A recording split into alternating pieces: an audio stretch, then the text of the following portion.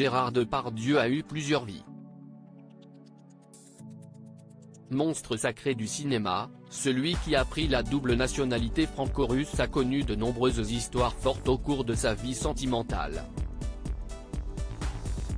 Et de certaines de ses romances, sont nés des enfants. Elisabeth Guignot, qui a été son épouse à partir de 1970, est ainsi la mère de ses deux premiers enfants, Guillaume décédé en 2008, et Julie.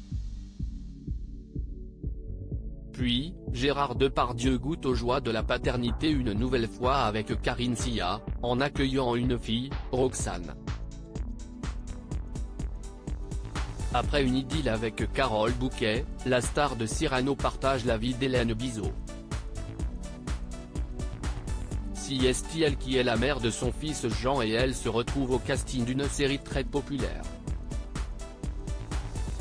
Née le 4 mai 1973 à Creuswald en Moselle, Hélène Bizot a été formée à l'école de théâtre Les Enfants Terribles, et s'est d'abord fait connaître dans le milieu artistique en prêtant sa voix à une star américaine. Elle a en effet été le double vocal de Charlize Theron dans plusieurs films, mais aussi celui de Naomi Watts. Puis, elle a multiplié les apparitions sur petit et grand écran.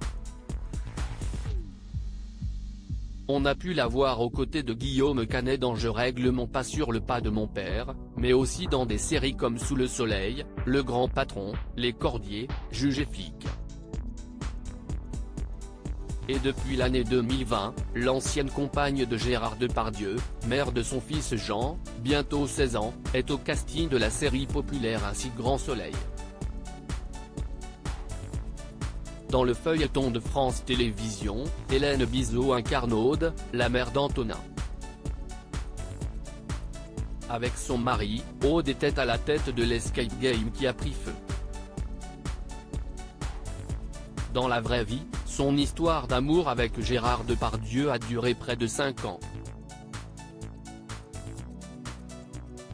À 49 ans, la comédienne est très discrète sur sa vie privée.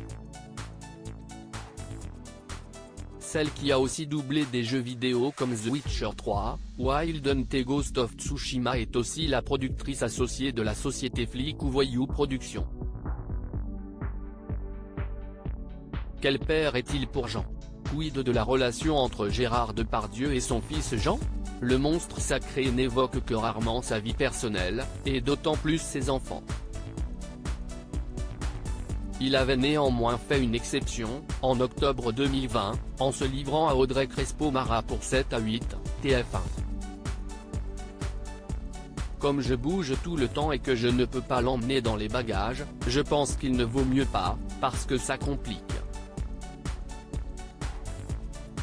Bien sûr que je m'attache aux enfants qui sont là, bon Guillaume est parti, mais ils vivent leur vie sans moi et s'y est très bien.